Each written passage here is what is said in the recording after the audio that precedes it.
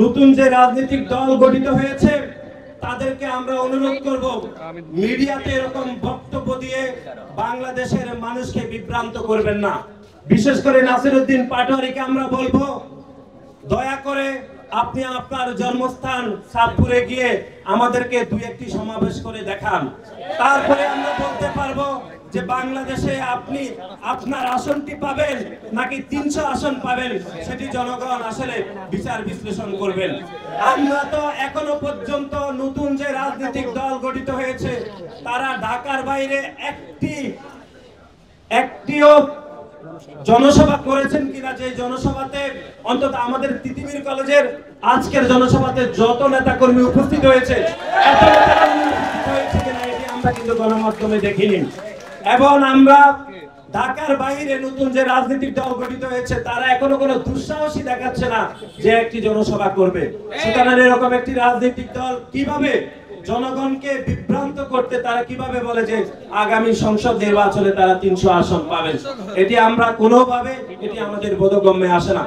এবং সর্বশেষ আপনারা জানেন গতকাল নির্বাচন কমিশনে গিয়ে তারা আমাদের যে জাতীয় প্রতীকের যে অংশ বিশেষ করে শাপলাকে তারা তাদের প্রতীক হিসাবে চেয়েছেন।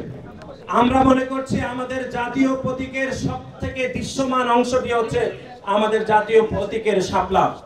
সুতরাং এই জাতীয় প্রতীকের এই দৃশ্যমান অংশটিকে কোনোভাবে কোন রাজনৈতিক দলের প্রতীক হিসাবে বরাদ্দ দেওয়া কোনোভাবে ঠিক হবে না। এখন আপনারা জানেন যে বাংলাদেশ জাতীয়তাবাদী দলের প্রতীক রয়েছে দানের শীষ। সুতরাং নিউজপেপারে যে প্রতীক বরাদ্দ হয় অথবা নির্বাচনে মানুষ সিল দিয়ে থাকে সেখানে দানের শীষের সাথে শাপলার একটি কিন্তু দৃশ্যমান একটি মিল রয়েছে, আপনারা খেয়াল করবেন। সুতরাং গ্রামের খেটে খাওয়া মানুষ যারা অনেকে হয়তো পড়তে পারেন না, পড়তে সক্ষম নয়, তাদের পক্ষে দানের শীষের প্রতীক এবং শাপলা প্রতীকের ব্যবধান করা অনেক বেশি কষ্টকর হয়ে যাবে, অনেক বেশি কনফিউজিং হবে। সেজন্য এরকম সিমিলারিটি কনফিউজিং কোন প্রতীক যেন এই যে নতুন যে রাজনৈতিক দল গঠিত হয়েছে তারা যেন না পায়, সেজন্য আজকে আমরা ছাত্র দলের পক্ষ থেকে নির্বাচন কমিশনের কাছে আমরা অনুরোধ করব। এবং আপনারা জানেন যে এই শাপলা প্রতীকটি কিন্তু এর আগেও অনেক রাজনৈতিক দল চেয়েছে, সেক্ষেত্রে কিন্তু নির্বাচন কমিশন তাদেরকে কিন্তু বরাদ্দ দেয়নি। সুতরাং আমরা মনে করি যে অন্যায় দাবিটি এই যে নতুন রাজনৈতিক দল করেছে শাপলা প্রতীক চেয়ে, যদি নির্বাচন কমিশন অন্যায়ভাবে কোন রাজনৈতিক দলকে যদি দিয়েও থাকে তাহলে যারা পূর্বে এটির আবেদন করেছিল তাদেরকে দেওয়া উচিত বলে আমরা মনে করি।